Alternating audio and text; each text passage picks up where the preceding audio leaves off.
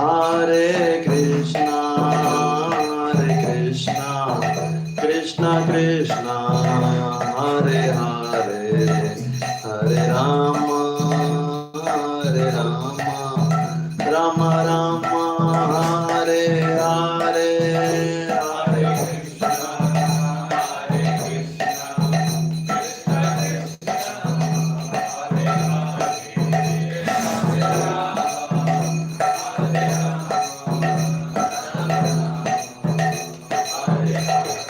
Hare Krishna,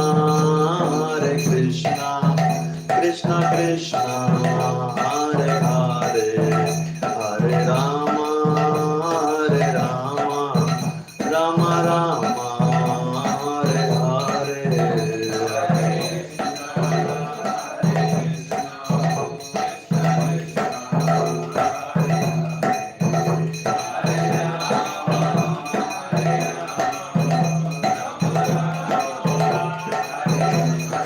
Hare Krishna, Krishna Krishna, Hare Hare, Hare Rama, Rama Rama, Hare Hare.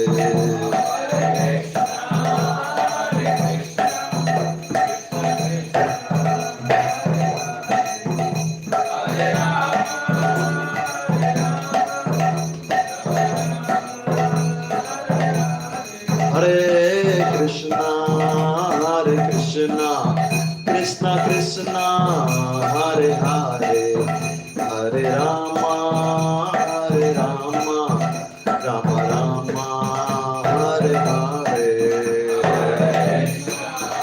Hare Krishna, Krishna Krishna, Hare Hare, Hare Rama,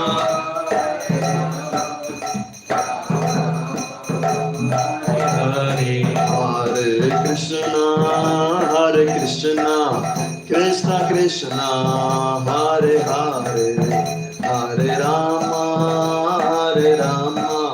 Rama Rama, Hare Hare.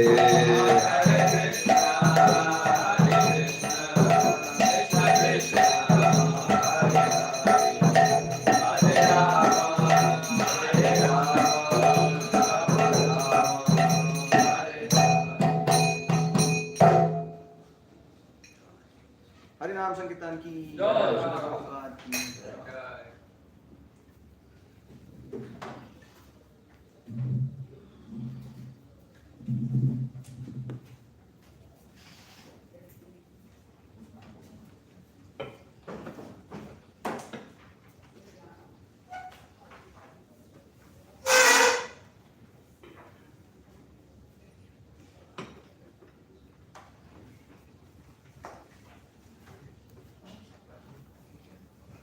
Hare Krishna, Hare Krishna.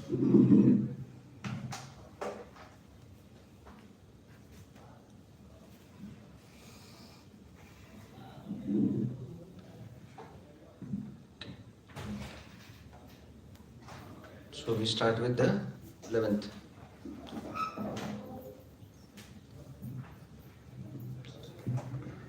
Om Namo Bhagavate Vasudevaya. Om Namo Bhagavate Vasudevaya. Om Namo Bhagavate Vasudevaya.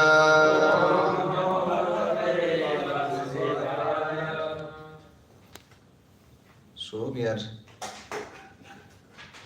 going ahead with Canto 1st, Chapter 6, Text 11.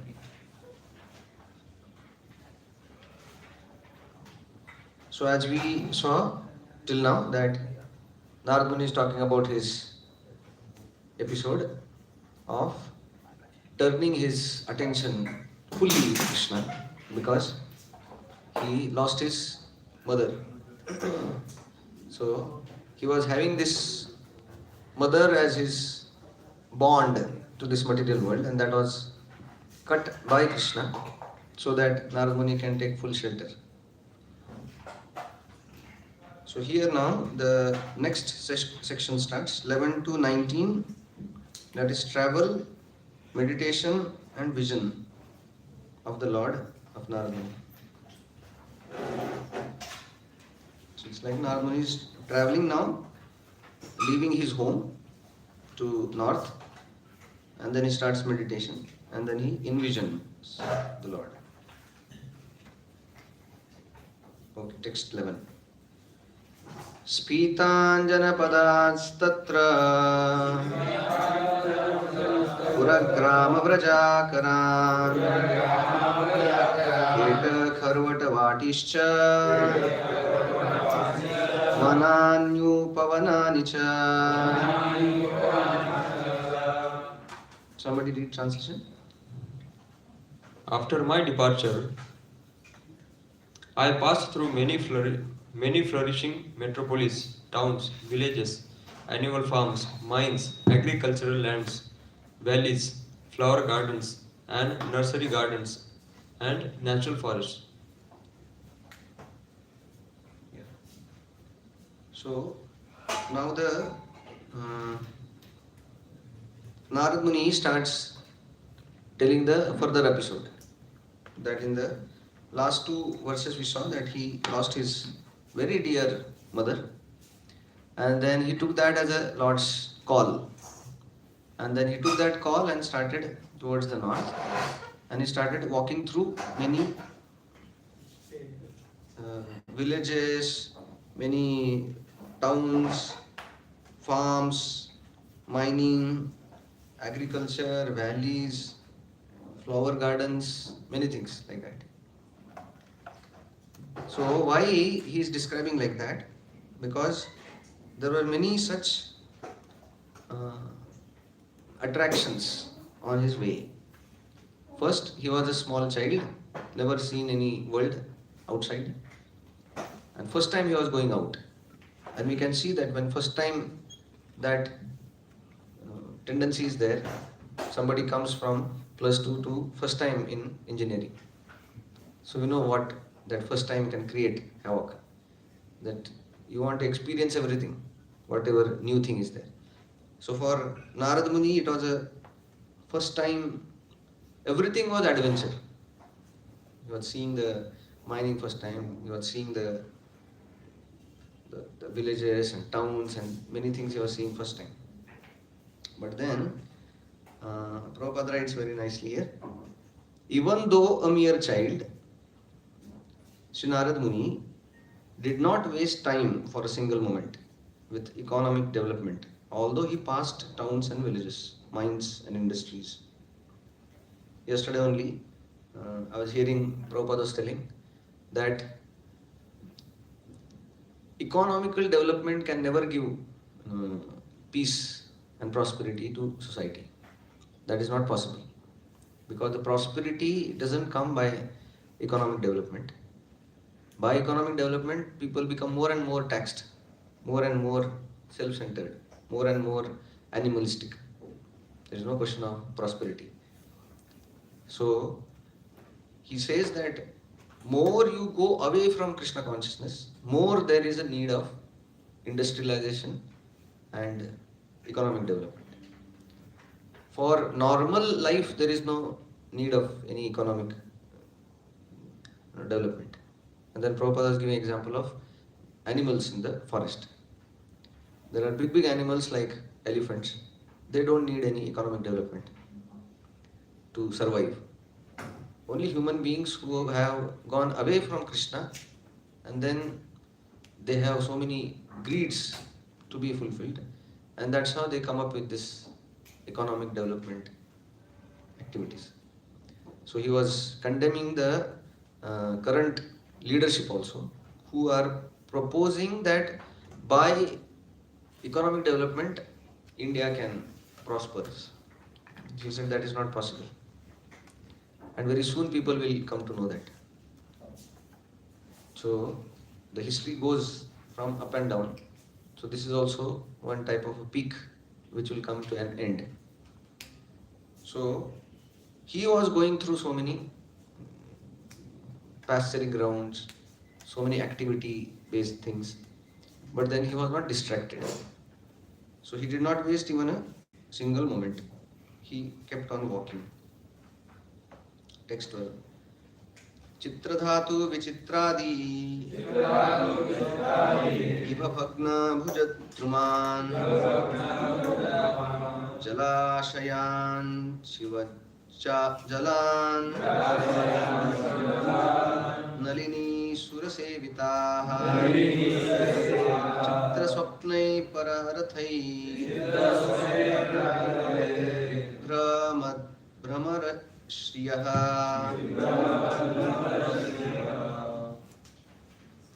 I passed through hills and mountains, full of reservoirs of various minerals like gold, silver, and copper, and through tracts of land with reservoirs of water filled with beautiful lotus flowers, fit for the denizens of heaven, decorated with bewildered bees and singing birds.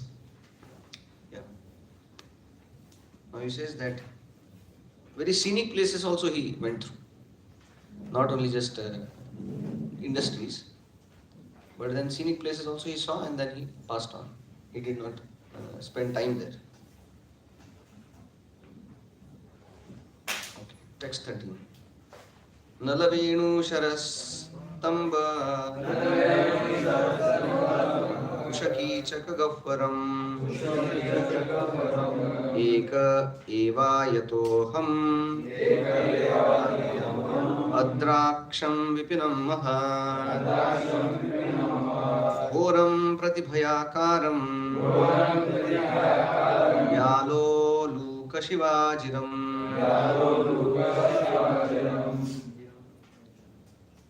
Yes.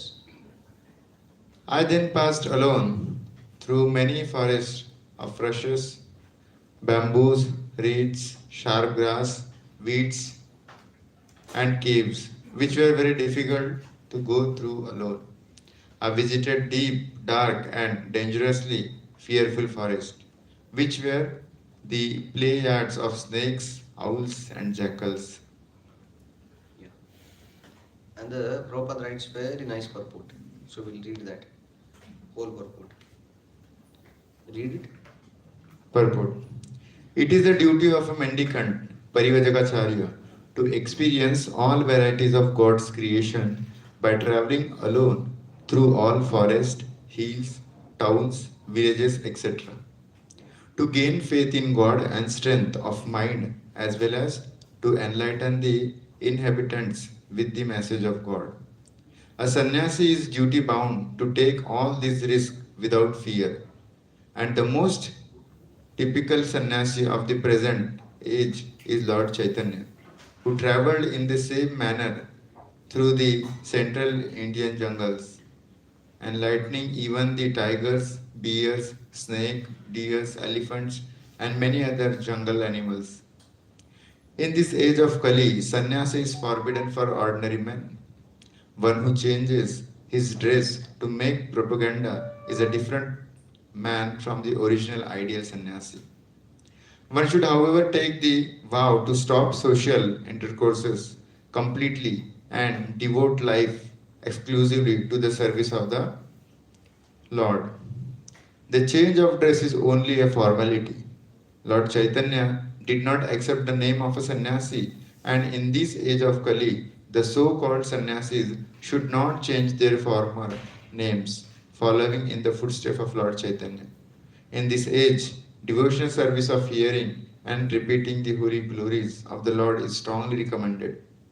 And one who takes the vow of renunciation of family life need not imitate the Parivagacharya like Narada or like Chaitanya, but may sit down at some holy place and devote his whole time and energy to hear and repeatedly chant the holy scriptures left by the great acharyas like the six Goswamis of Vrindavan.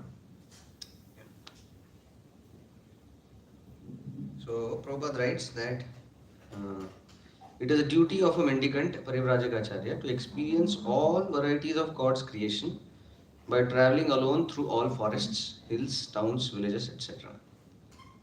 For what reason?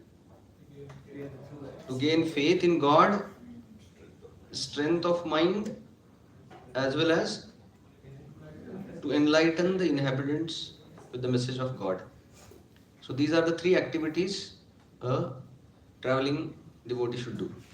Which three activities? Gain faith in Krishna, strength of mind, and enlightening others, preaching. So that is the only reason why a devotee can travel. Okay, how one gain faith by traveling?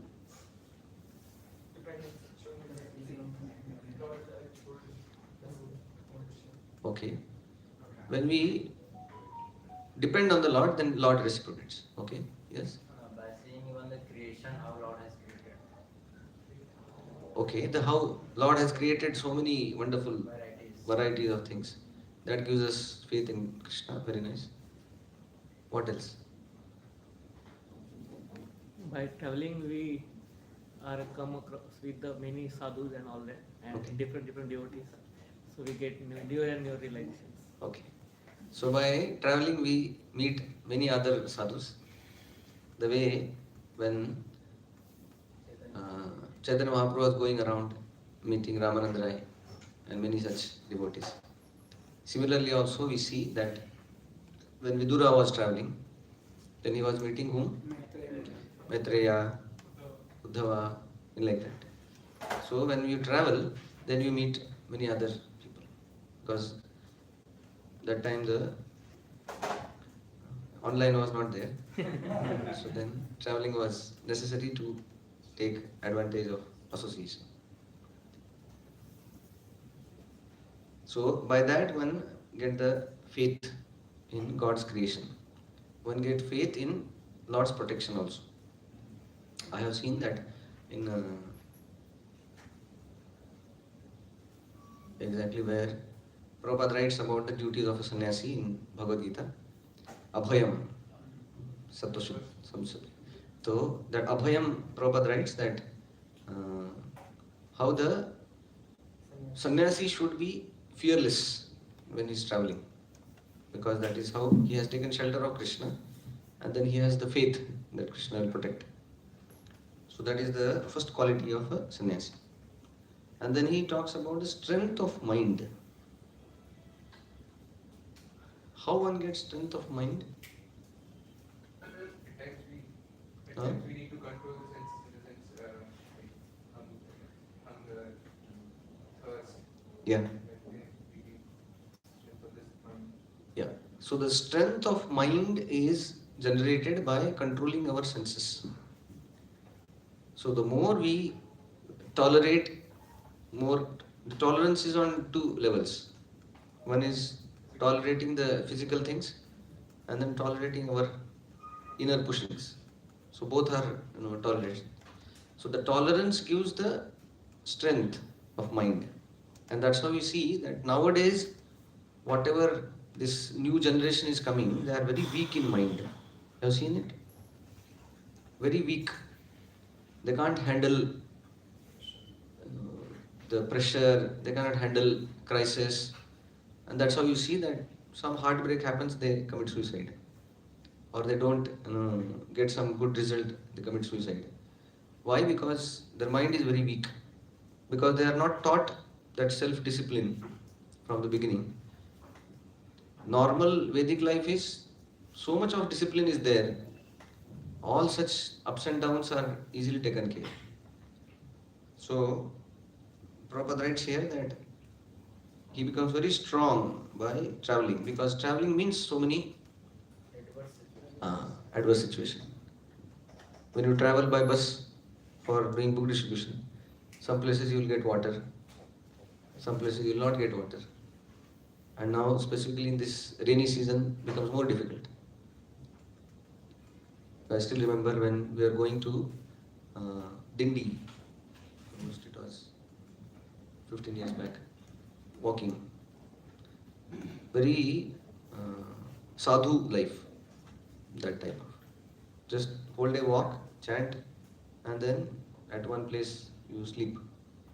So at one town we were given place to sleep. So when we were taking rest there, one devotee who had attended previous to 3 yatras, he was telling that same place last time we had come and there was a big rain.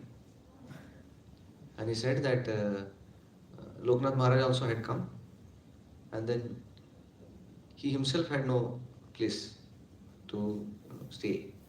And then he was telling only one place was there, that down the trolley ke niche hota na, uske niche. Only devotees were sitting there. So like that. So when you go through that, then the mind becomes very strong. So that's how Prabhupada said somewhere that every boy has to be disciplined. When the boy is disciplined, then, or you give him the austerities, then his mind becomes very strong, and then he becomes more better person than before by giving the austerities, like that.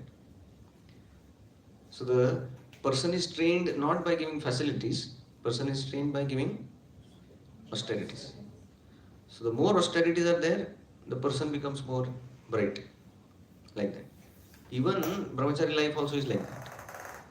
More austerities, bright brahmachari, like that. Less austerities or more facilities, the life becomes very dull. So the zeal for preaching, zeal for going out, zeal for going for, then that goes away. Because now he has his own place, he has own kind of cabin, he has his own things, and then life becomes very dull. There is no life in such. So that's how we see that brahmacharis means they take more and more voluntary responsibilities so that they come out of that shell. So here he says that one becomes strengthening in his mind. Mind becomes, and then you enlighten other inhabitants when you are traveling. Prabhupada writes, a sannyasi is duty bound to take all this risk without fear, and the most typical sannyasi of the present age is Lord Chaitanya, who travelled in the same manner through the central Indian jungles from Jharkhand.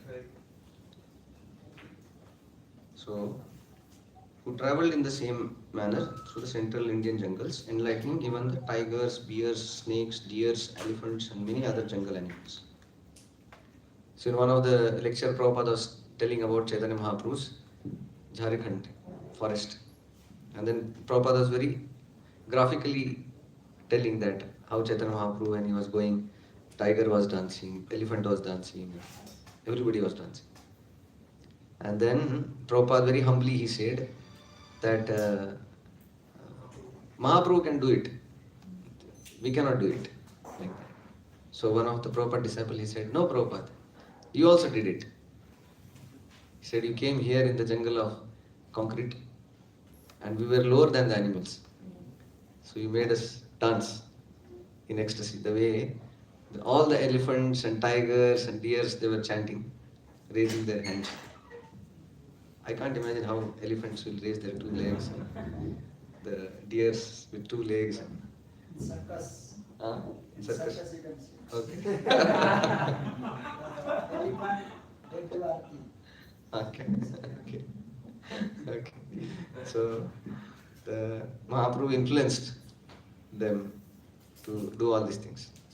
But then Prabhupada also, he was telling that Prabhupada also had that influence on people even lower than the animals. That so we see here that that's how the preacher, he travels so that he gives Krishna consciousness to everybody.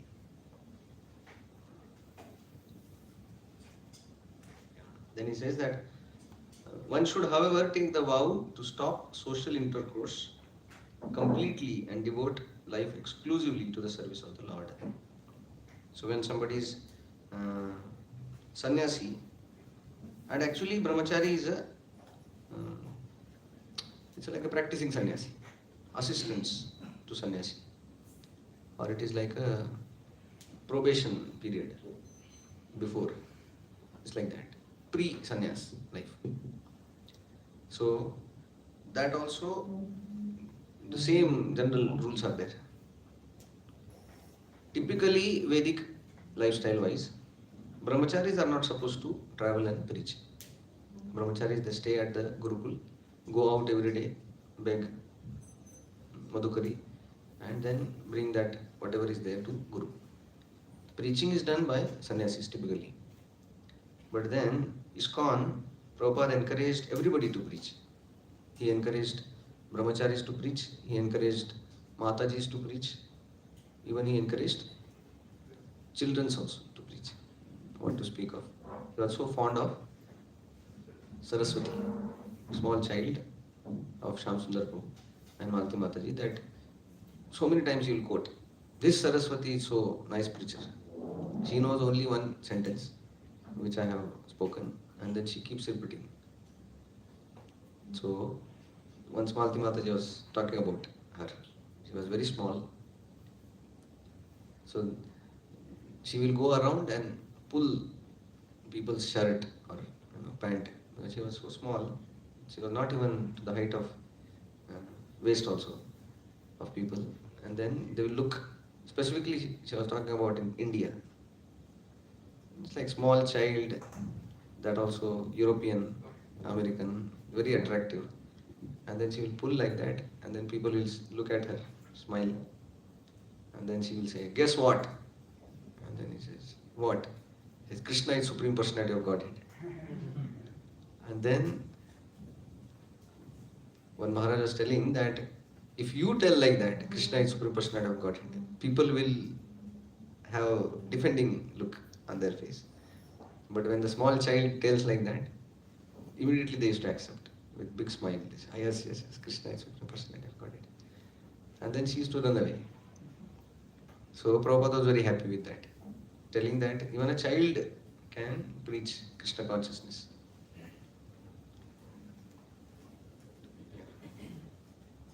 And then Prabhupada writes here that,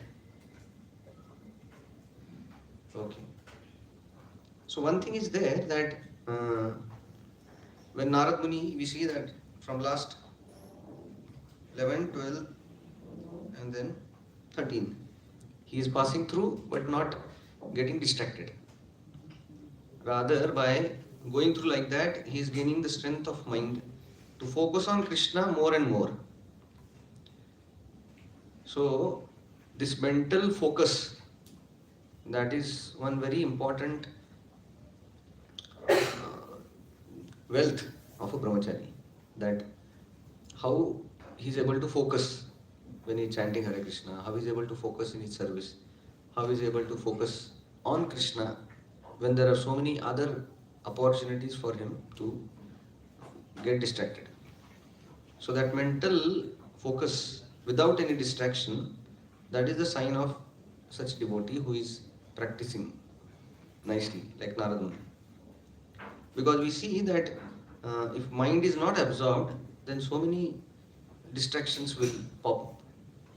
Normally, you'll see that distractions are always there, but then if I am not focused, then every distraction becomes a very great challenge, and then mind goes there.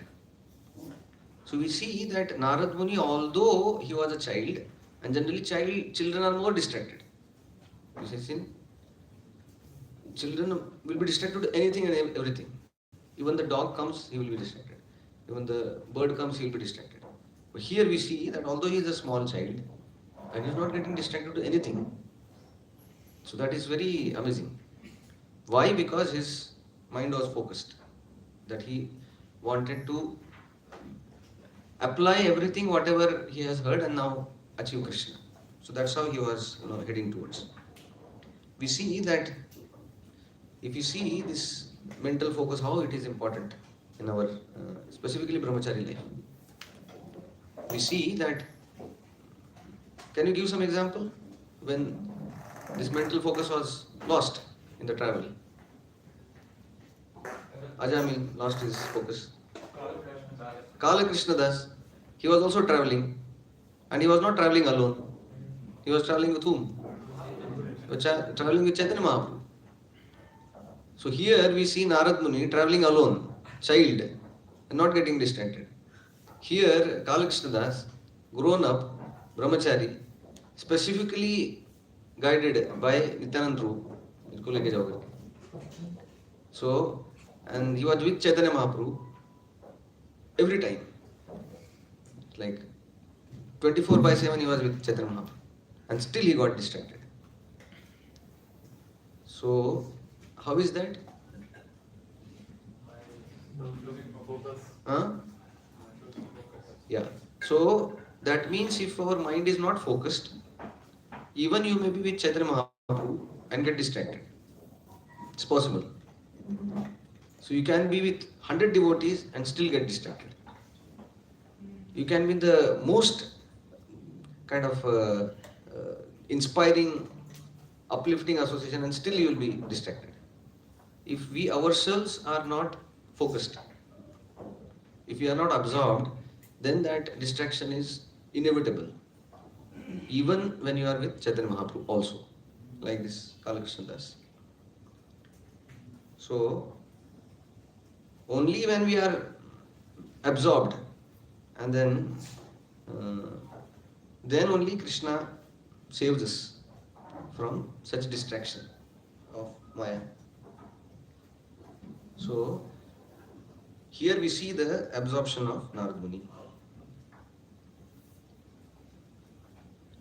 Because that tendency is there always to look for some adventure, look for some new, look for something amazing, look for something unknown, so that jidnyasa is always there, that inquisitiveness is always there. But then in the 10th canto we see when Akrura is taking Krishna and Balaram, and then they took bath where? Akrur Ghat. So Akrurji goes for taking bath. Krishna and Balaram, they are sitting in the chariot. And when he goes and takes dip, what he sees? Yeah, he sees the Mahavishnu, he sees the whole thing, and then he's very amazed. And then he understands what he's seeing. And he's like thrilled to see that. And when he comes and then he sees Krishna and Balaram, he understands that whatever I see is this only. And then he comes there, and then Krishna asks him, चाचा आपने कुछ देखा क्या? So very nicely Akrura talks there. He says that after seeing you, why? Because Krishna himself is the source of all adventures. Whatever amazing things are there, that is there in Krishna only. So he said that you yourself are the source and the depository of all the amazing things. After seeing you, what amazing will be there in this world? So when we are attracted to Krishna, who is the most amazing, then only we can be saved from the distraction of so-called amazing things in this world. Otherwise it's not possible. So here we see that Narad Muni was attracted to Krishna by the words of great souls. And that's how he could save himself from so many distractions. So now, if you see the purport starts with, it is the duty of a mendicant to experience all varieties of God's creation by traveling alone through all forests. And in the end, Prabhupada writes, so he says, who takes the vow of renunciation of family life need not imitate the Parivrajaka like Narada or Lord Chaitanya, but may sit down at some holy place and devote his whole time and energy to hear and repeatedly chant the holy scriptures left by the great acharyas like the 6 Goswamis of Vrindavan. So, should travel or not then? Glorified both. So, what we should do? 15 days, right? According to time, place, If there is not a need, Prabhu, then if there is not a need, then you can sit down. If there is a need, like in the moment for preaching, then you can travel. Old people can sit Okay. Old people can. Like Prabhupada also said, na, Vrindavan temple I am made for the old people. Yeah. And as far as I am concerned, I am not old. Yeah. So that is there.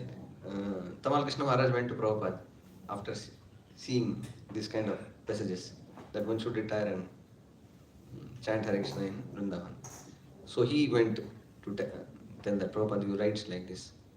So at what time we should go to Vrindavan? So then Prabhupada said that I don't think myself old, so I don't want to retire. I want to preach. So then Tamal Krishna Maharaj said that Prabhupada, we will also never become old. So if you are not becoming old, how can we become old? So, but then here Prabhupada is talking both.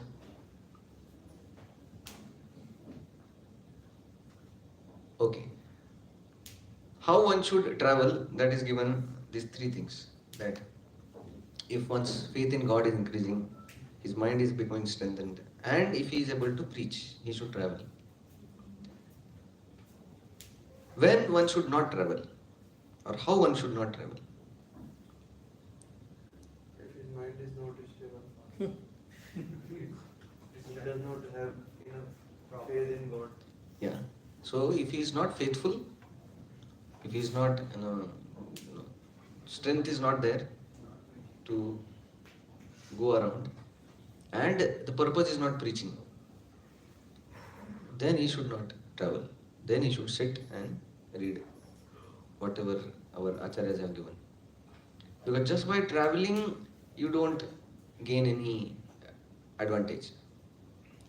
It happened, real life story. One of the sannyasi disciple of Bhaktisiddhanta Saraswati Thakur. Generally, how the thing is, in our movement also we see sometimes that devotees want to do more and more tapasya or take some vows. So Chaturmasya was followed in Gaudiya Mutt very nicely. You have seen our Bhaktisiddhanta Saraswati Thakur with beard. So that is on Chaturmasya photo. So he used to follow strictly. And then many others also used to follow that Chaturmasya by taking vows of that, eating once and things like that. So one sannyasi was thinking I should do something amazing on this Chaturmasya. So he was thinking what to do. He was staying in Calcutta. In what? Bhaktisiddhanta Saraswati Thakur's disciple, sannyas disciple. And very nice idea came to his mind. He said that this Ganga is flowing to Calcutta. In the Calcutta, it kind of joins the ocean. So he said that in Chaturmasya, in 4 months, I will do pradakshina to this Ganga. You understand? No? You go from this side to Ganga, go to Gangotri, where the origin is there, take U-turn, then come back like that. And because there are so many Tirtha Kshetras on the bank like that. That was his project. And then he left like that. Then he was going, and in 4 months he came back to the ashram.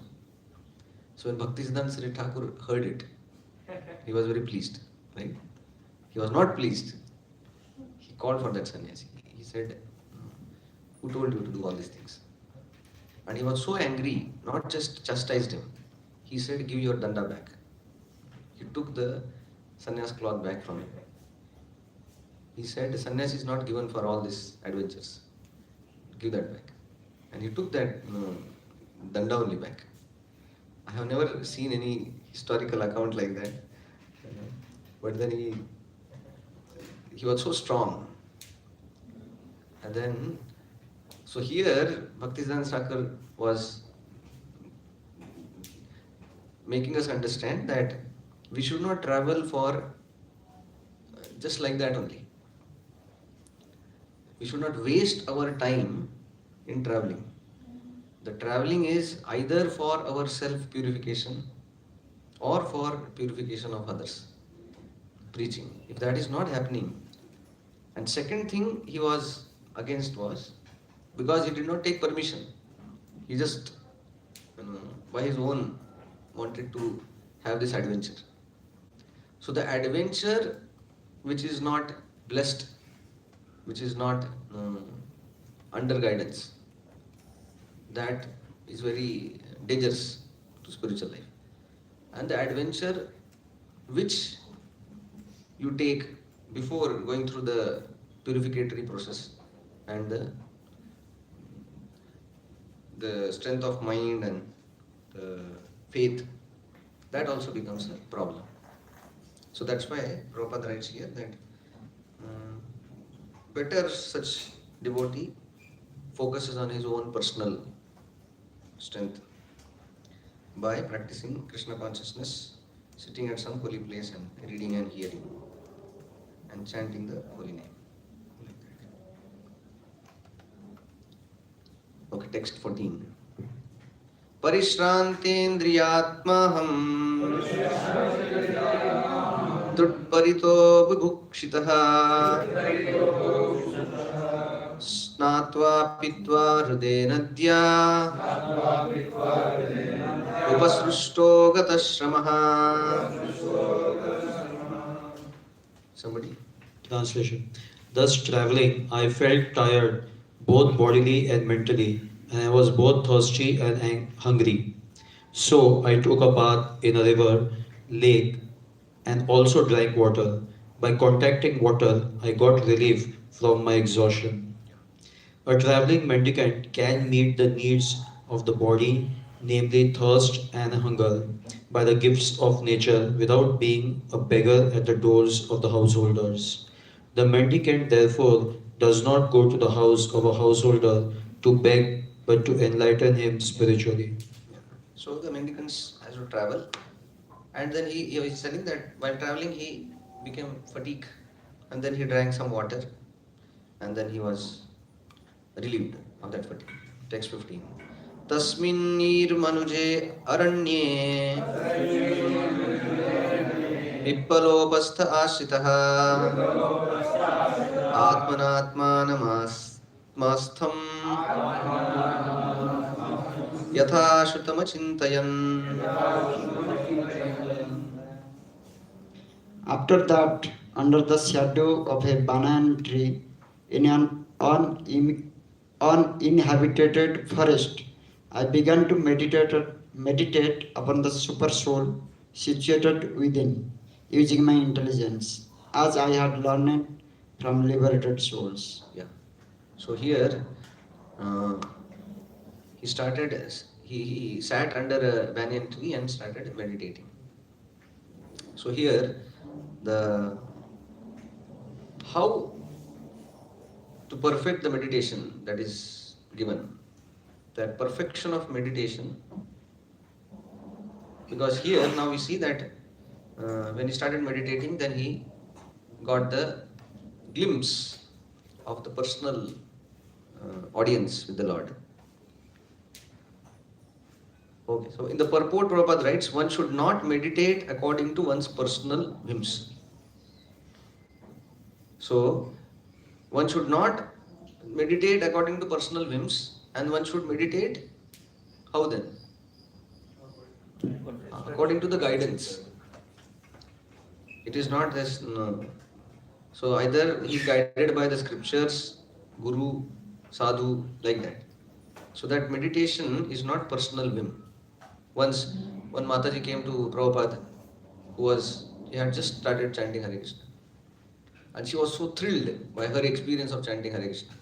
She said, Swamiji, you know, when I am chanting Hare Krishna, I see some light here. So Prabhupada said, don't worry, keep chanting, that light will go away. So when we are chanting Hare Krishna, it is under the guidance, not that we chant whatever. And then the Prabhupada writes, this consciousness is firmly developed. What consciousness? That one is intelligence for meditating upon the super soul dwelling. So this consciousness is firmly developed by a devotee who has rendered loving service unto the Lord by carrying out the orders of spiritual master. Sri Naradji contacted bona fide spiritual masters, served them sincerely, and got enlightened rightly. Prabhupada writes words so chosen. Prabhupada writes, Sri Naradji contacted bona fide spiritual masters. So the spiritual master has to be bona fide. And then he served. How? Sincerely. And then got enlightenment rightly. Not seeing some light on the head or something. Thus he began to meditate. So that's how we see that the perfection of meditation is that we serve Guru, get his blessings. Then that meditation has some power. Otherwise that meditation is very empty. Here you see in the text 3 times Atma has come. Atmanatmanam Atmastham. You see. So the first Atma means Intelligence. by intelligence. Second Atmana means super soul. And third Atma means soul. So Atma has 3 meanings. So yeah.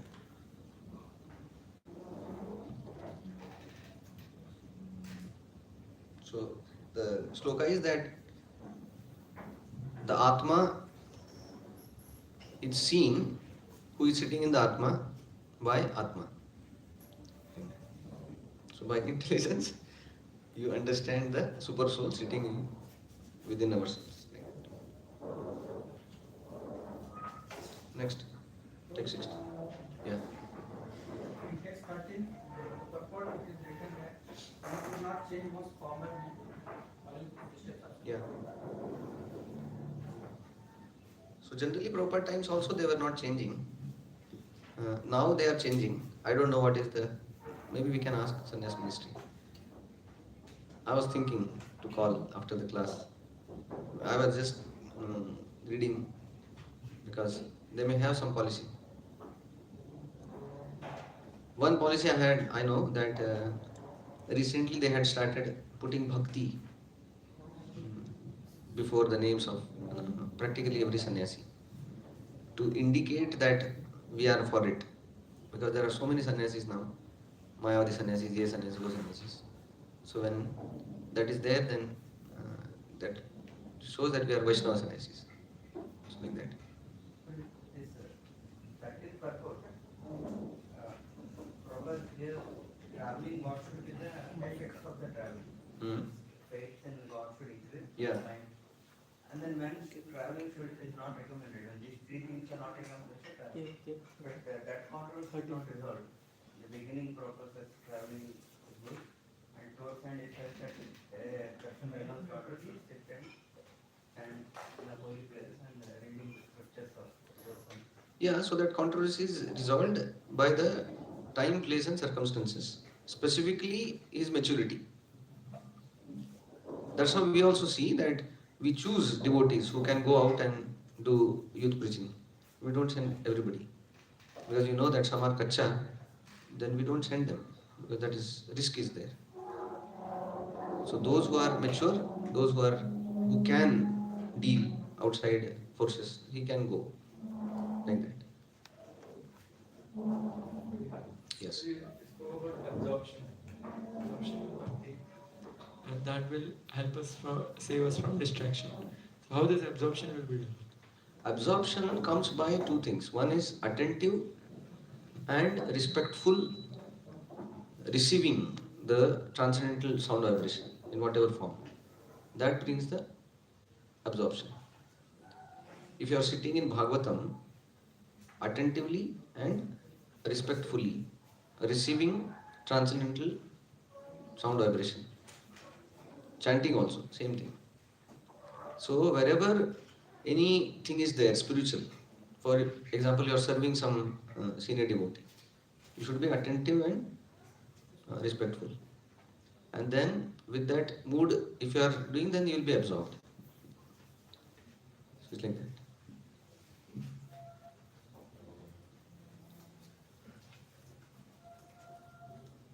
Okay. So next, text 14. Okay, sorry. 16? Yeah, text 16. ध्यायतश्चरणाम्भोजम् भावनिर्जितचेतसा औत्कण्ठ्याश्रुकलाक्षस्य हृद्यासीन्मे शनय हरिः.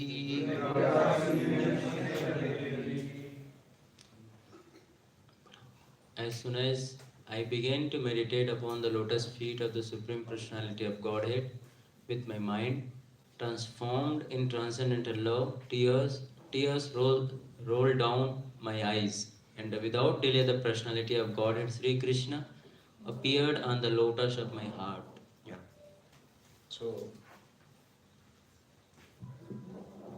he says that as soon as I began to meditate upon the lotus feet of the Lord, then with my mind transformed in transcendental love, tears rolled down.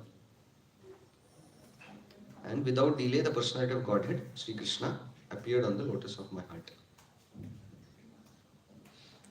So, the Lord appeared on the heart of Narad Muni to give him personal audience. And then these are the different ecstasies after seeing the Lord in love. One becomes prema. And then he says that all such kind of above tears in the eyes and how his senses were enlivened, things like that, they are the different stages of development of transcendental love.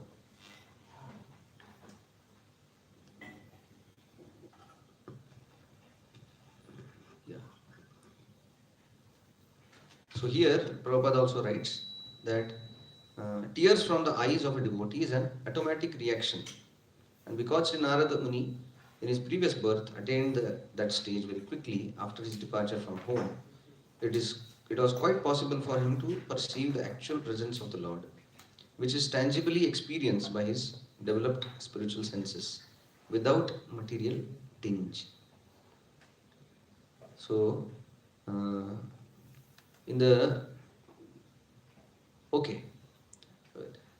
can you quote some of the examples? The way here now Narad Muni is very much now in bliss, very thrilled, excited to see the Lord. Any other examples? Dhruva Maharaj. So, Dhruva Maharaj, very nice. Let's see that shloka. He also talks about that, how he was thrilled by seeing the Lord.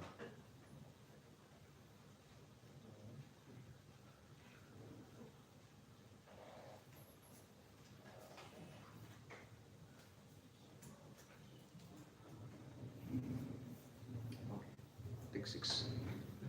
Yonta pravisya mama vachamimaam prasuptam. Slide करना. This is 496.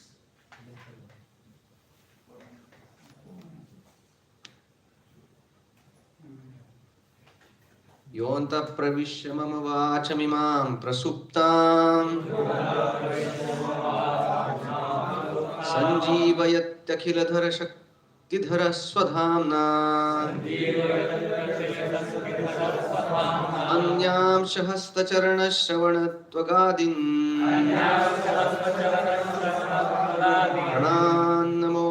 pranannamo bhagavate purushaya tubhyam.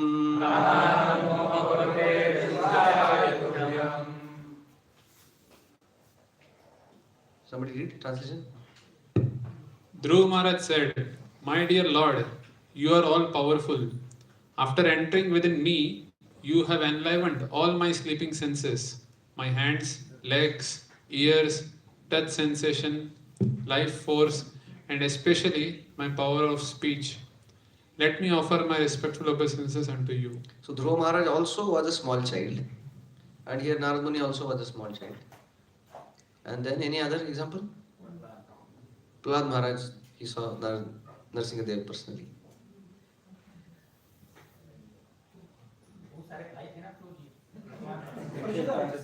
Prachetas. उन्होंने okay. और okay, Chatush Kumar, when they first time saw the personal form of the Lord. Gajendra, when he saw the Lord coming on his own carrier, Garuda, then Ladies in Mathura, when Krishna entered Mathura. okay. So the ladies and other people in Mathura first time seeing Krishna. कौन? Bahuladev and Sutadev. Sutadev and Bahulashva. When they saw that, so Sutadev was very rich, kingly. Bahulashva was no king. Sutadev was poor Brahman. But then they both were very happy. They were in great ecstasy. Kaliyavan and his soldiers.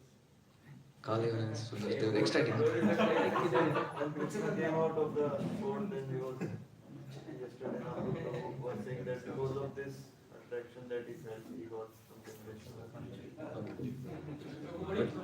Huh? Okay. So he was attracted.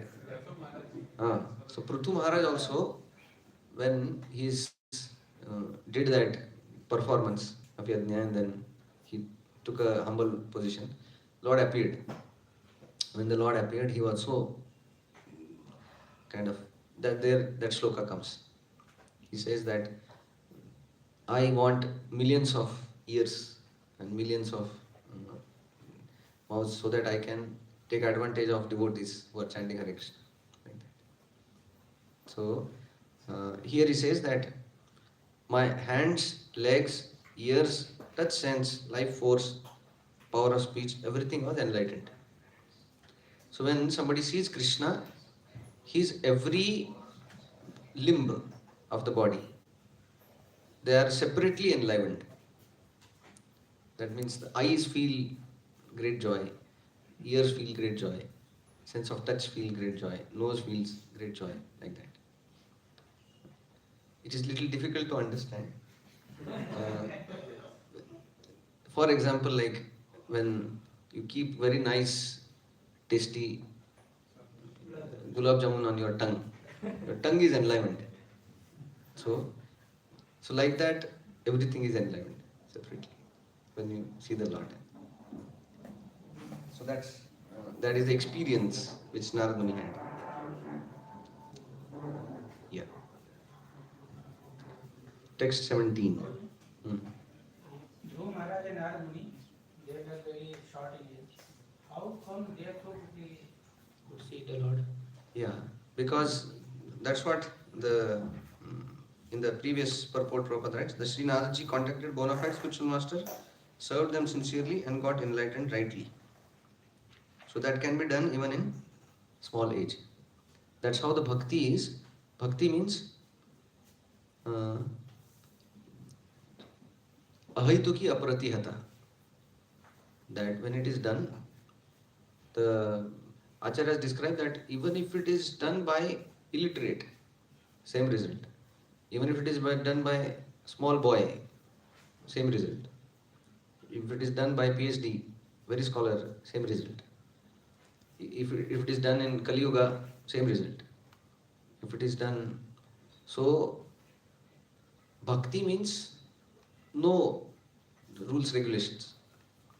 Kal, Desh, Patra, anywhere, everywhere, anytime, anybody can be touched by bhakti. So that is the process. Other processes, they don't have that feature. Bhakti has. So that's why when we see this small young boys getting such, that gives us a faith that bhakti can be possible even to a small boy also. So that is the power of bhakti. Hmm? Yeah. Last line of the purport, Hmm? the Narad Muni in his previous birth attained that stage very quickly. So Hmm? this is what this is after initiation only, no? Yeah, after initiation. Because now he is not that life, na? His second life is going on, na? Now. Brahma's son. Yeah.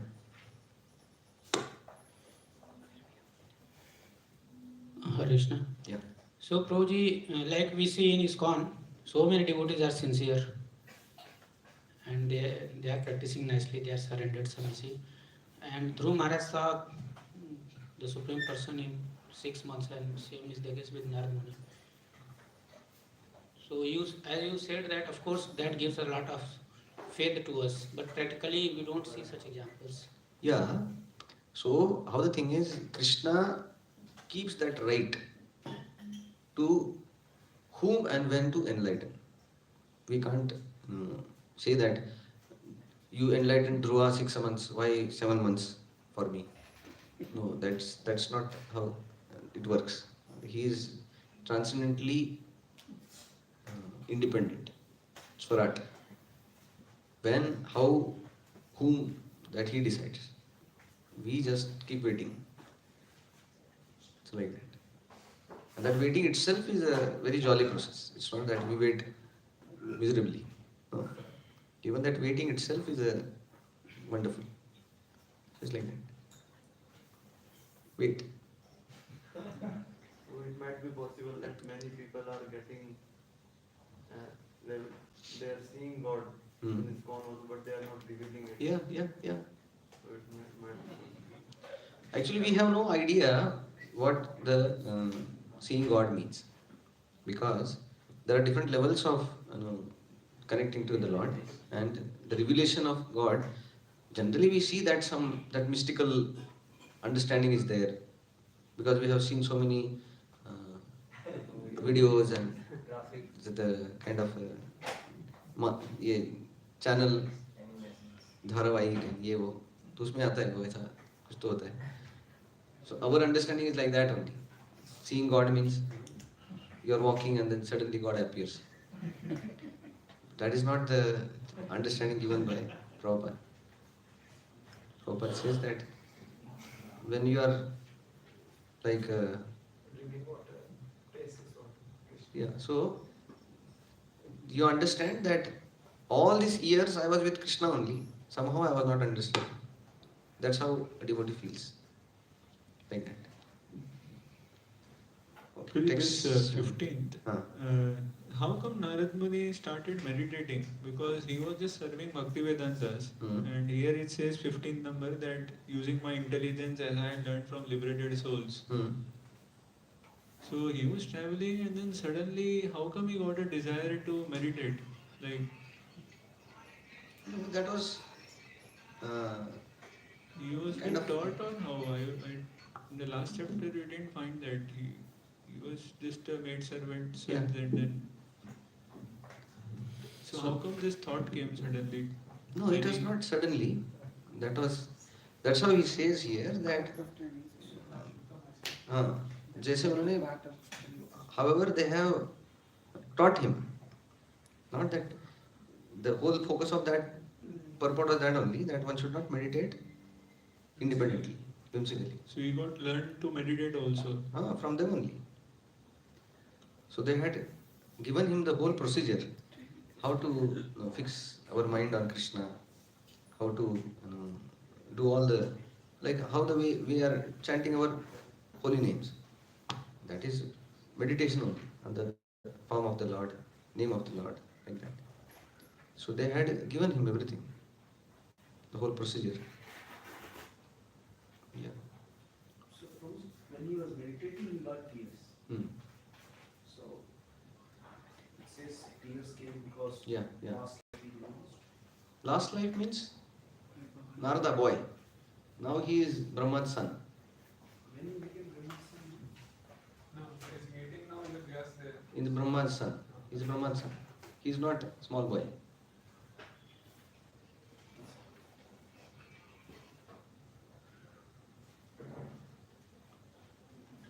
statement it says, tears from the eyes of devotee is automatic reaction. Yeah. Because in Naradamunis, in his previous birth, attained that stage very quickly. Previous birth means whatever is going on. That is previous birth. Small boy. That is previous birth. Current birth is Narad Muni as a son of Brahma.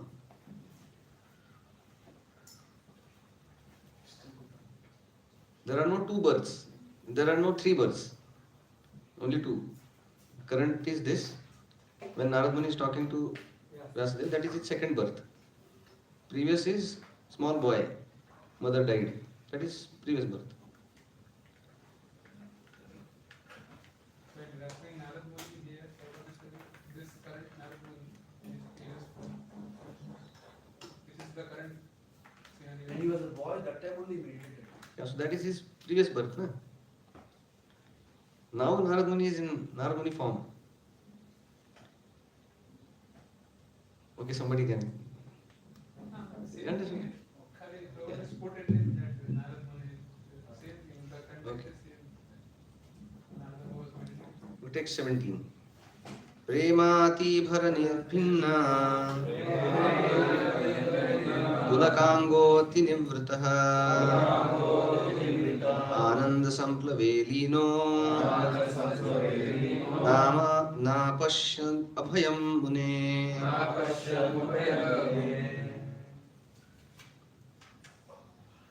Translation.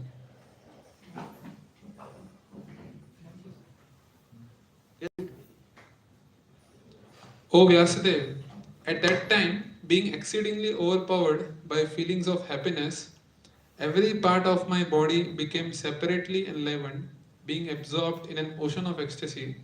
I could not see both myself and the Lord. Yeah. Purport. No. So the purport, first line only Prabhupada writes that spiritual feelings of happiness and intense ecstasies have no mundane comparison. So actually we can never give any full understanding of how that ecstasy is. Yeah. In one of the lecture we are hearing that generally the ecstasies in this material world are coming because of the sense gratification. The senses are hankering and then somebody satisfies the senses. So this devotee was telling that our senses are like holes, and then people, they want to fill that hole. So he said that when that senses which are like holes are filled with complete hole, then they are filled. But then he said that the senses which are like holes are filled with sense gratification. Then they don't become full. They make us full. So the senses actually becomes, they experience that fullness when they come in touch with complete whole. Otherwise they remain. Right? Text 18. Rupam bhagavato yat tan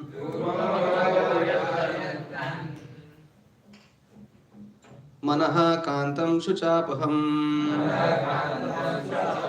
Abashan sahasot tathe Vaiklavya durmana iva.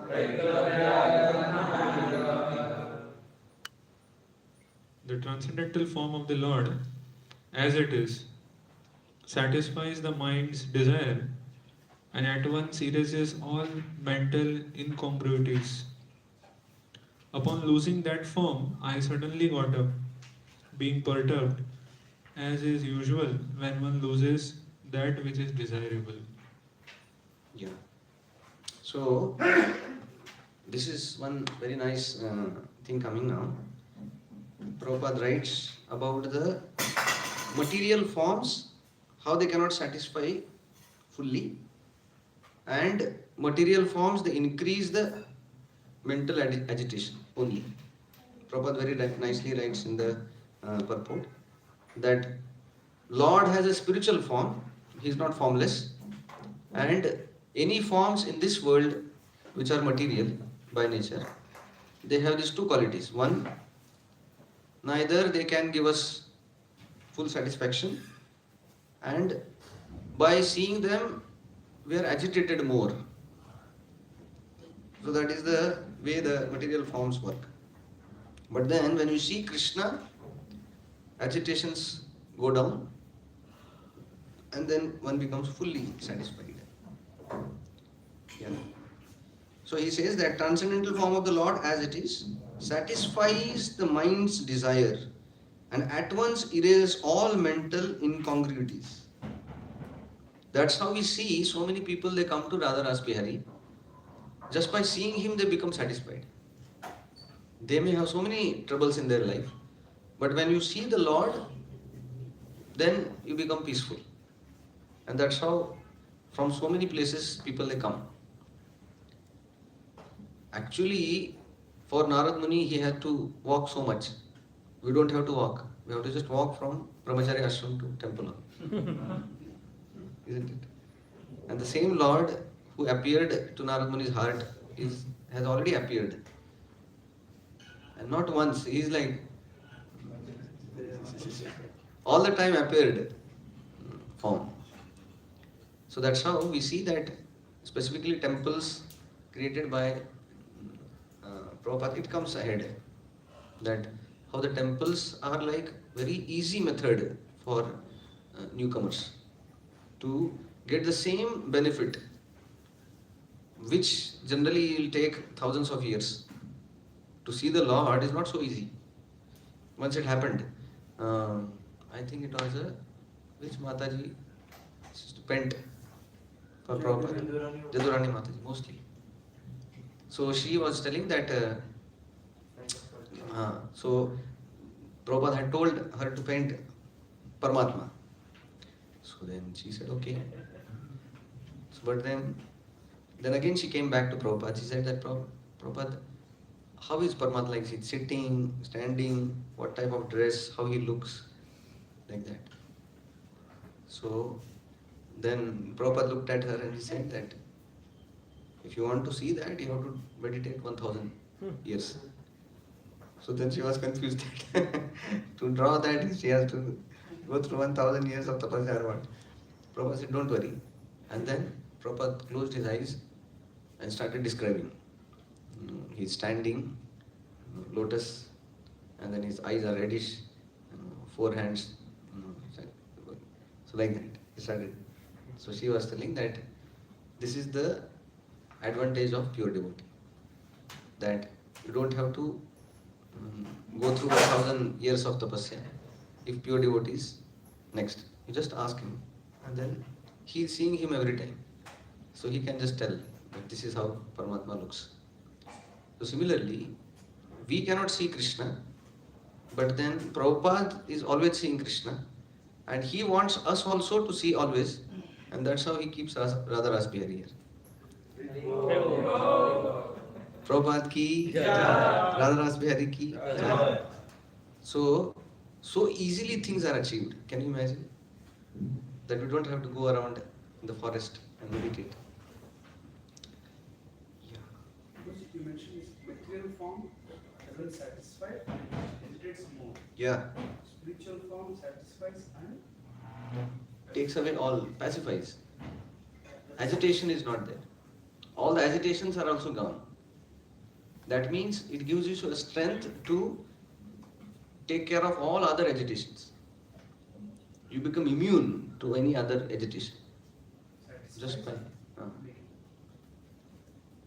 So, what is that shloka?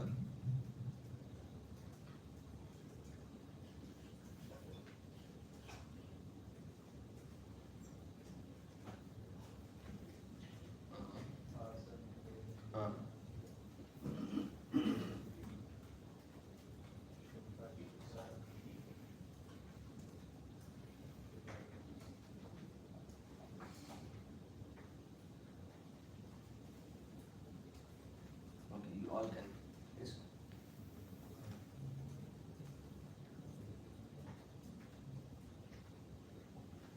It's Kapila's instruction. please chant. Hasam hare ramanata khila loka tivra शोकाश्रु सागर विशोषणमत्युदारम् सम्मोहनाय रचितं निजमाययास्य भूमण्डलं मुनिकृते मकरध्वजस्य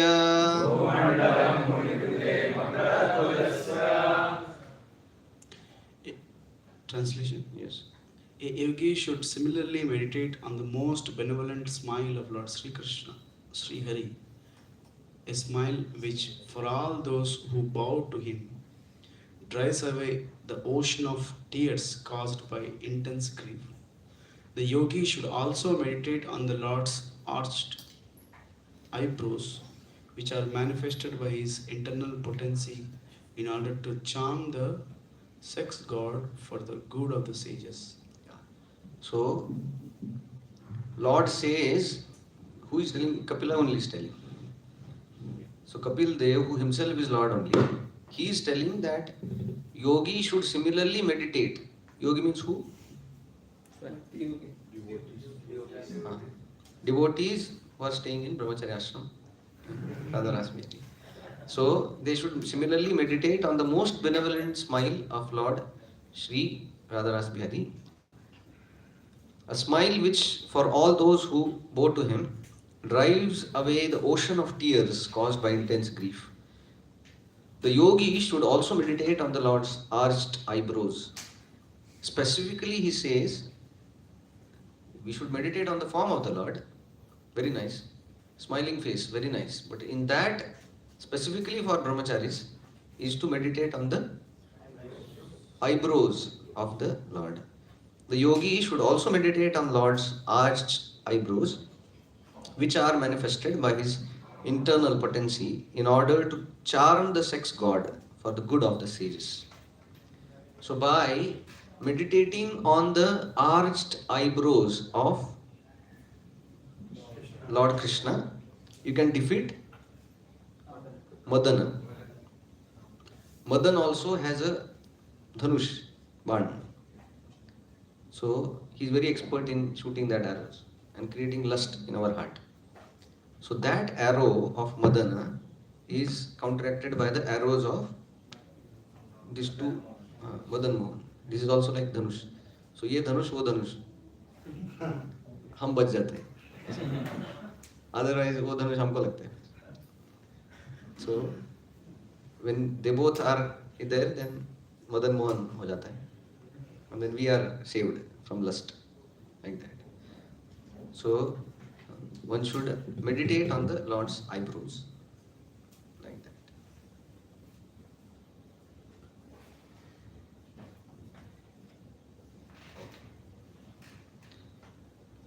Then text 19.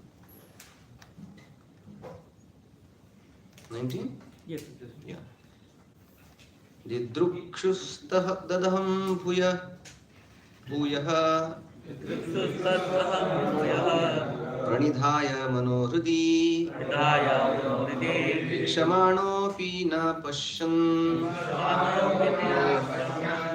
अवितृप्त इवातुरः.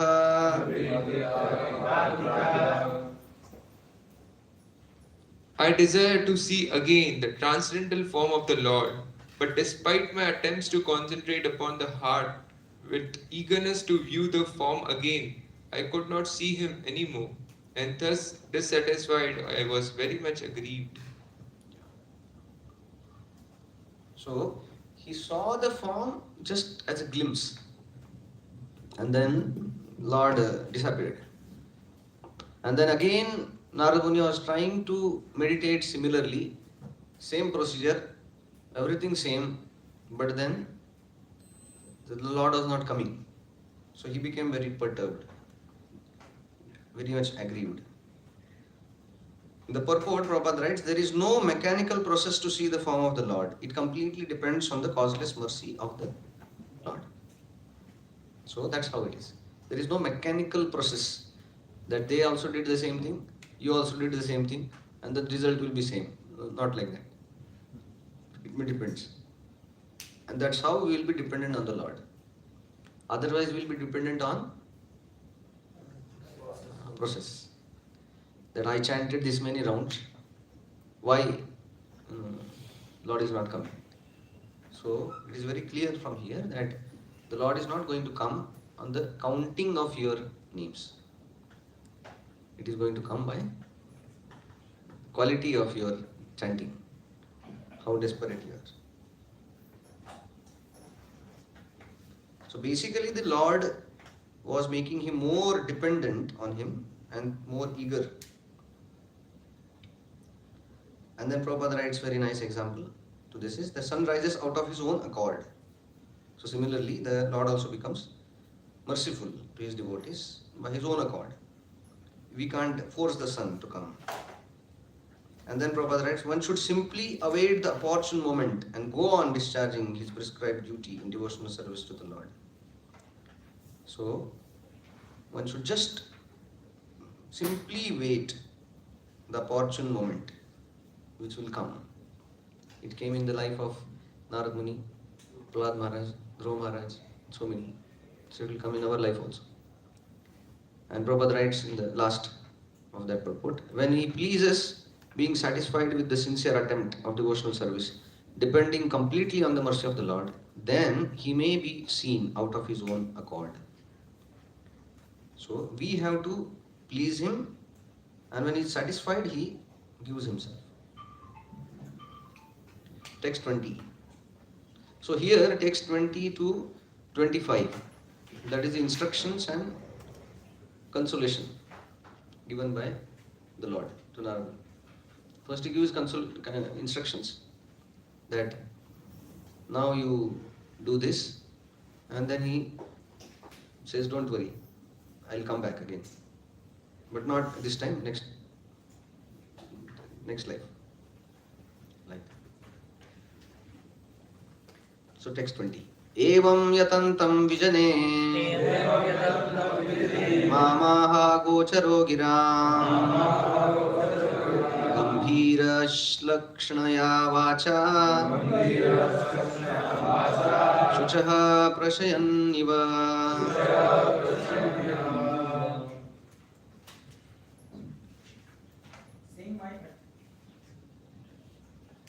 Seeing my attempts in that lonely place, the personality of Godhead, who is transcendental to all mundane descriptions, spoke to me with gravity and pleasing words, just to mitigate my grief.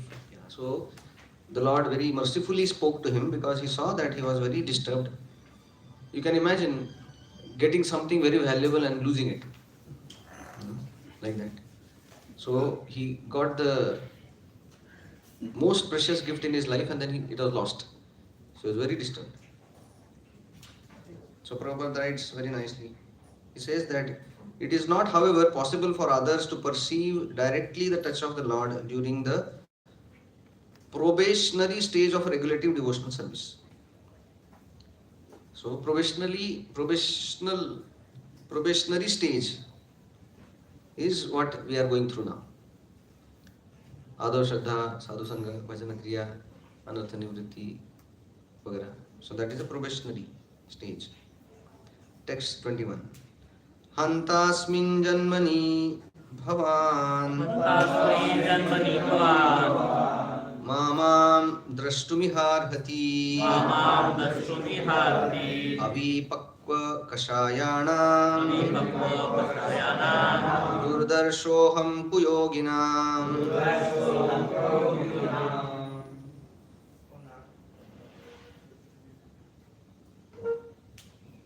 Yes? O Narada, the Lord spoke. I regret that during this lifetime you will not be able to see me anymore.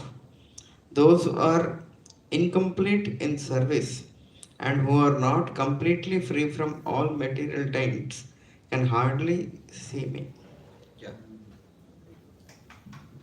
So here he is telling two things. He says avipakva kashayanam and kuyoginam. Durdarshoham. Durdarshans. Doordarshan नहीं होगा. So, dikega nahi.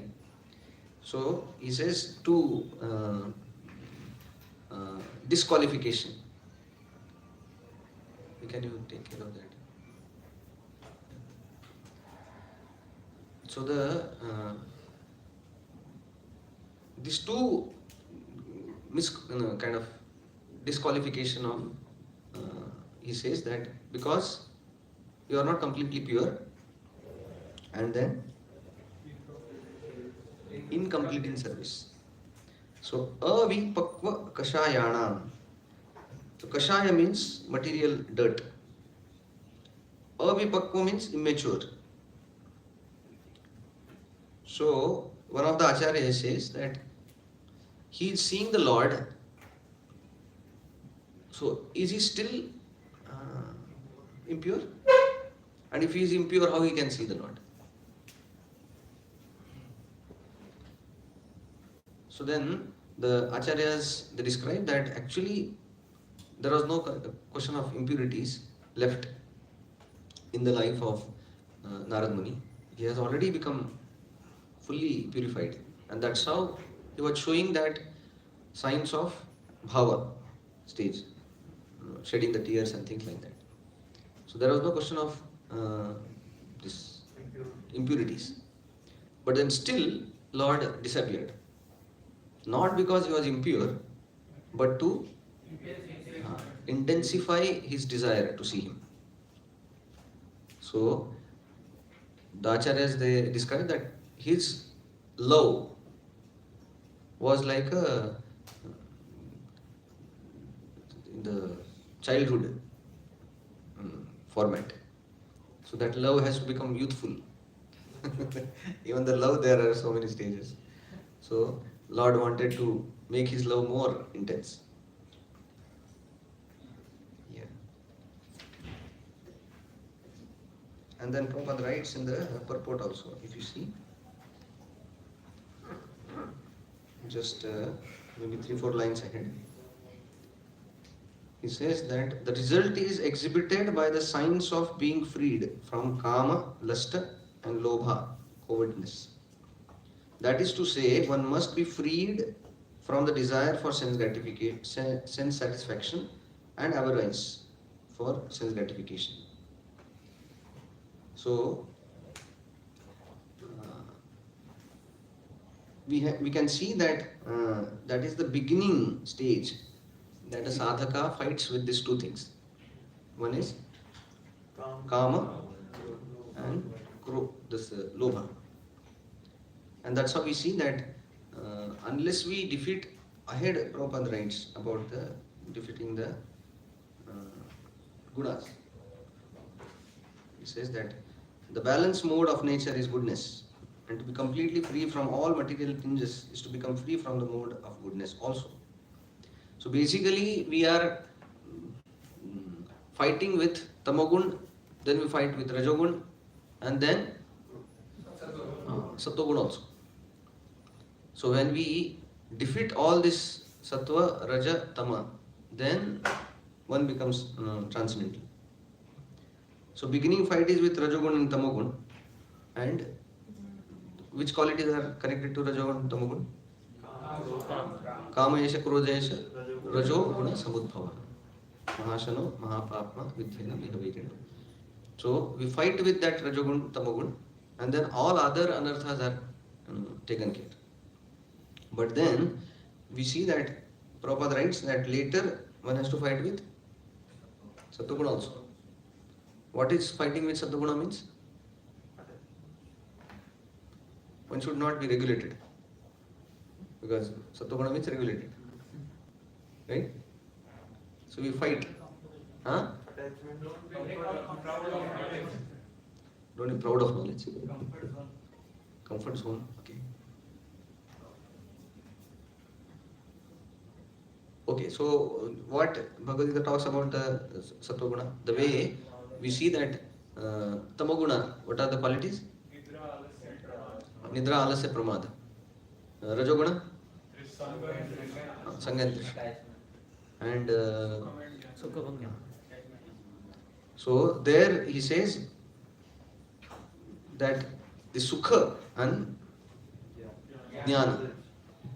So he says that, he says Sukha Sangena Badnati Jnana Sangena Chanaka.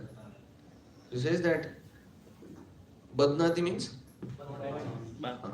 So even with that Sukha he is bound. And that Jnana also is binding. Where he is bound? To this material world. That he feels that I am Sukhi. I'm satisfied by helping people, by doing some good work. Like, I don't have to chant Hare Krishna because I keep giving donation to kind of blind people and things like that. So he is bound by that Sukha, that I am Sukhi. There is a lot of Sukha in doing these good activities, and Jnana, that he feels that I know. That's how you'll feel many people are there, like that. So that also has to be, we have to surpass. Huh? In our case, we don't do Hmm? How it is applicable in our case? Yeah, it is applicable because when somebody comes to the mode of goodness, that mode of goodness itself gives him some satisfaction. Like for example, now we have shaven up our head and then we have come here. So much of peace is there.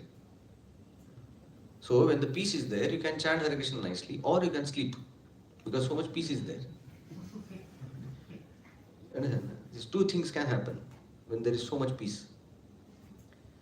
So when somebody is in mode of goodness, then he goes tending towards the enjoying that peace.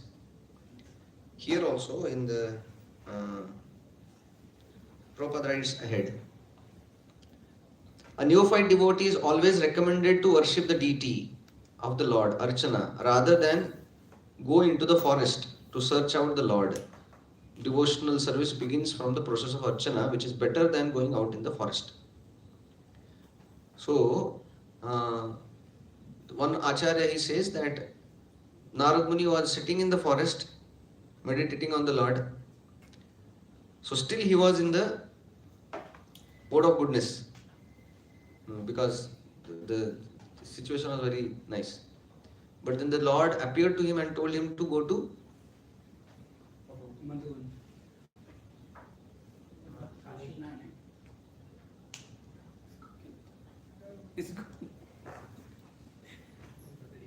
So he told him to go to Haridwar or I don't know. Exactly told.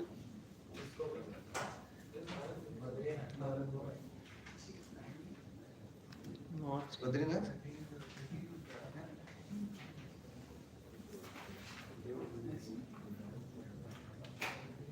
Okay, it will come ahead. Exactly where it is. So, Lord wanted him to go to some place where association of devotees is there. The process of devotional service is followed.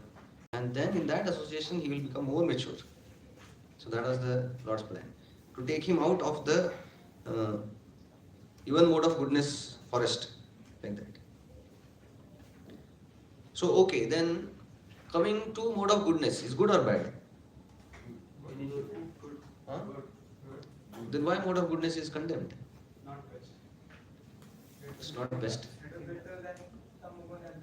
Okay, better than the mode. So coming to mode of goodness, very nice. Being attached to mode of goodness is not good. So somebody stops his devotional service because of being in the mode of goodness. That becomes a problem. That's how that concept is there. That the good becomes enemy of the best. So then that good becomes bad. So mode of goodness becomes the enemy of transcendental goodness. Then that goodness is enemy of that transcendental goodness. So then it should be given up. It may be good, but then that good becomes enemy of the best. Then thing becomes. as you said, that how it applies to us also, that even after coming to Krishna consciousness, in staying in ashram or something like that, one can be still passionately, the passion is not subdued, but then passion is now kind of dovetailed. So now sometimes you'll see some devotees passionate in taking some vows, kind of. They want to do something like that. One devotee was telling that I want to get up by 2 o'clock. That is his passion. Why is passion? Because it doesn't last. And then he messed up doing so many things. So there is a passion, want to follow some kind of standards, or he wants to take something which he's not eligible to take. So then that also is because of the passion. Understand? So somebody wants to preach, but then he wants to preach to Matajis. It's passion. Preaching is very nice, but then he is not qualified to preach. Then that comes under passion, which need to be crossed over. So similarly, goodness also is goodness creates a lethargy, basically. That can be mode of goodness lethargy, complacency. So that is a spiritual lethargy created by mode of goodness. People say that हम पता है हमको, सब पता है. So that is also that. So they are qualified, but then they don't want to go to the higher level, like that. They want to remain at lower level. They don't want to take any responsibilities. They don't want to stretch themselves. They don't want to. They are happy. Morning 9:30 prasad, evening 4:30 prasad. Bed is there, fan is there, and then kirtan is there sometimes. And then little service is there, and then life goes on. So they feel that it's almost now I have reached Vaikuntha. So then why to do so many other things? So that is a spiritual lethargy which comes. And that is because of the mode of goodness only. It's like that. So we see that Narad Muni, because he himself crossed over that lethargy by coming out of home. And you see that wherever he goes, whomever he preaches, he makes sure that he takes them out of that comfort zone. So we see he met Prachin Barishat. Now the Prachin Barishat was a king, and he had sent his sons, because Prachetas. So Prachetas were delivered very nicely, and then they were, but then now he wanted Prachin Barishat also to be delivered. So he came, and then he told him that whole pastime. Which one? Puranjan pastime. So now the king is supposed to say that, okay, I am thoroughly understood now. Let the sons they come, and immediately I will leave. That didn't happen. Even before the Prachetas arrived there, he left kingdom. Because Narad Muni's preaching is so powerful that he said, join karna hai to wait kyun karne ka? Turant. Don't wait. Death can come at any moment. So why to wait?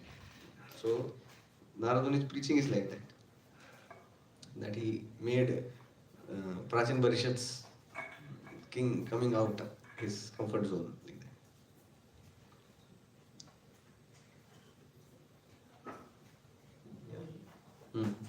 So we see in the case of Prachin Bari also and in the case of Pandavas also, that they didn't wait for delegating their responsibility upon someone else, other soldiers. So, but when we ask devotees to join, then we ask them to take care of the responsibilities they are having. I didn't get. Huh? I said that we see in many cases that He didn't wait for them to delegate their responsibility to shoulder someone else. Like Pandavas, they directly all of a sudden left without empowering someone else, and Prachin Bari also. Similarly, but here when we ask devotees to join in ISKCON, so we make sure that he has all the responsibility for build against the parents. So Okay. So we have to see that the end goal is achieved. That's the whole thing. So Chaitanya Mahaprabhu told Raghunath Das Goswami many times not to join immediately. Repeatedly he was calling. Rupa Goswami, Sanatana Goswami also repeatedly sending letters to Chaitanya Mahaprabhu when we can join. Chaitanya Mahaprabhu was telling, oh, wait, like that. So, depending on time, place, circumstances, we make sure that once they join, they don't go away for some small issues. So, we just want to make sure that they join at particular time, like that. In one of the lectures, one Maharaj was telling that, he says that actual bhakti begins when somebody goes out of that comfort zone. When somebody is in comfort zone, that is very mechanical bhakti. Like chanting 16 rounds, mechanical. This is because that is to be done. Some service is given to you, X amount, and then you do it. That can become mechanical. But then, when you want to increase, when you want to do something qualitatively and quantitatively, this is how Tamal Krishna Maharaj replied. When Tamal Krishna Maharaj was asked that, what is the secret? How much you get mercy of Prabhupada, like that. So then he said that I always, at all stages in my life, I try to increase the quality and quantity of my service. Like that. So that increase is all the time. We should never think that, okay, now I have joined and now things are over. I just remain like this and then I'll be, I leave the body and then I am in Golokunda only. So it's not that much easy. So this coming out of that comfort zone is at times it becomes very challenging. If you don't have proper guidance and association of devotees, very easily one can be in comfort zone. So that is a spiritual lethargy. It can happen. So many facilities are there, you don't have to work hard. And then things are coming, and then you can say that, yes, I'm just practicing spiritual life nicely. And one can be victimized by this spiritual lethargy. It's possible. Even while staying in ashram. So that the Lord doesn't want that. So that's how, although Narad Muni was very happy sitting in forest, he was told to leave that forest. Think that. Then the argument can come that goodness means following rules and regulations. And how can we just surpass and fly the aeroplane? First we have to come to airport. Yeah. So when you talk about stretching and things like that, you're talking about 9:30 prasad, 4:30 prasad. Yeah. Someone can say that it's a rules and regulation. It's like a balanced lifestyle. Yeah. So one has to come to this platform to be able to then transcend. Yeah, so I didn't say that don't come at 9:30. Come at 9:30 also. Come at 4:30 also. But then the mood is this. That's how one devotee was telling, the sincerity means when you are asked anything, anytime, anywhere. That is how one should be. Brahmachari means like that. So if he is having that thing, whole life he will be very blissful. Right? So that's how mode of goodness is nice, and that has to be followed. Prabhupada writes in one of the purport that normally devotees will be in mode of goodness only, most of the time.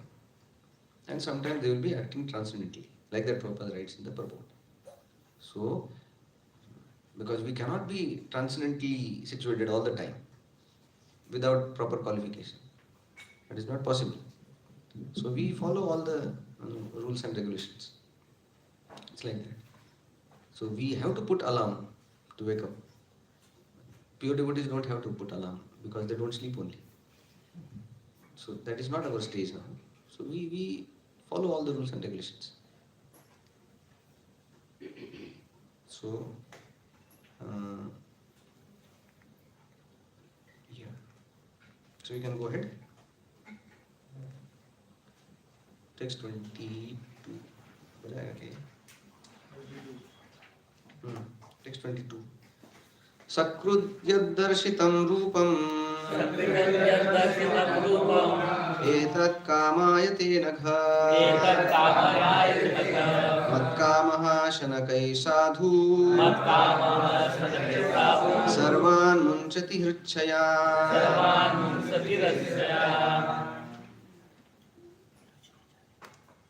Translation. O virtuous one, you have only once seen my person, and this is just to increase your desire for me. Because the more you hanker for me, the more you will be freed from all material desires. Yeah. So the Lord is telling him that this is just to increase your desire for me. That I showed you once and then now you will not be able to see me. He writes, the Lord says, because the more you hanker for me, the more you will be freed from material desires.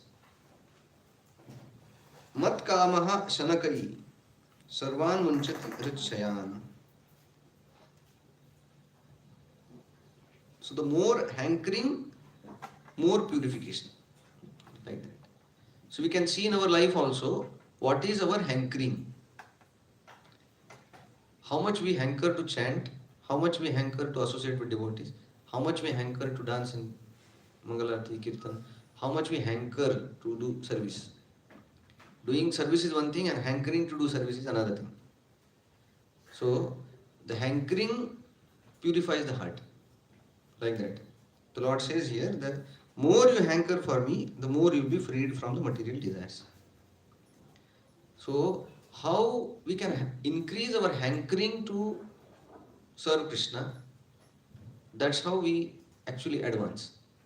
So we have to see that which is that association which makes that hankering go ablaze, which is that activities which make that hankering very profound.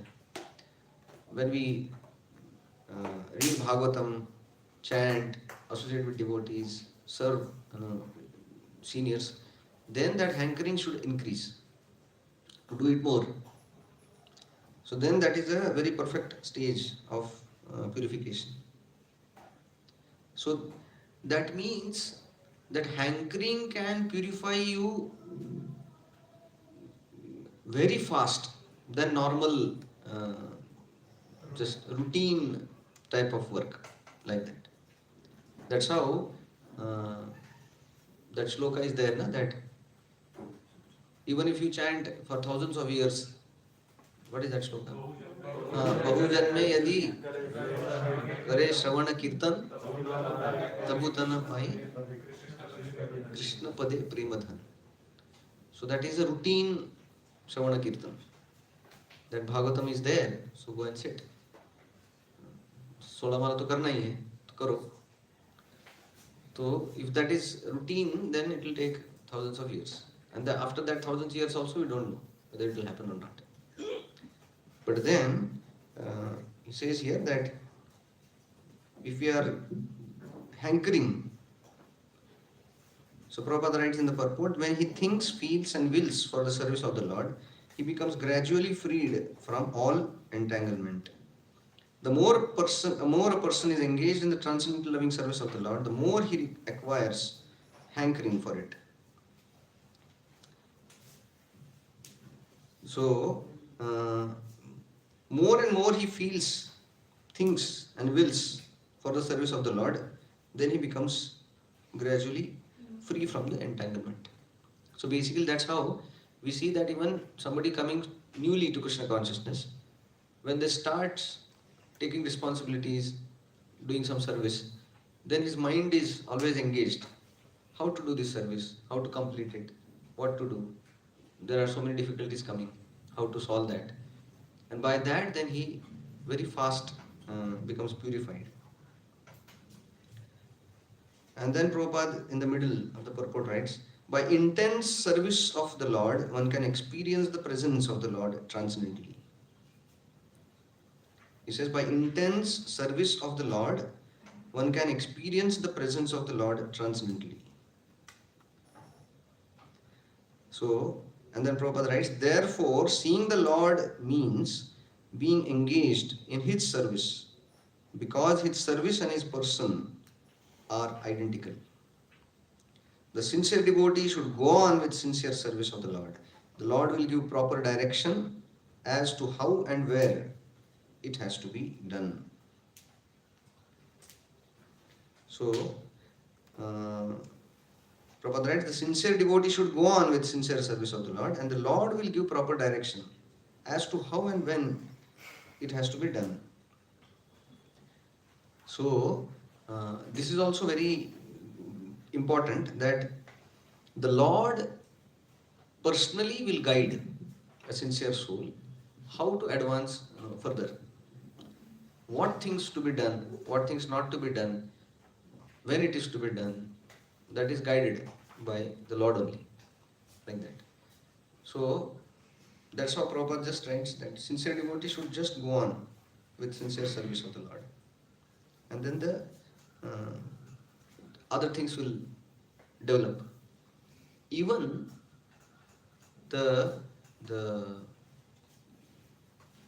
I was hearing this one example, that many times people, they don't have faith, and then they say that unless I get full faith, how can I step in serving Krishna? But then the process is this, that if you have this much faith, take that much step, that much ahead you go, and then Krishna will give further faith. And then with that further faith, you go little more ahead. Then he will give little more faith. Then you go little more ahead.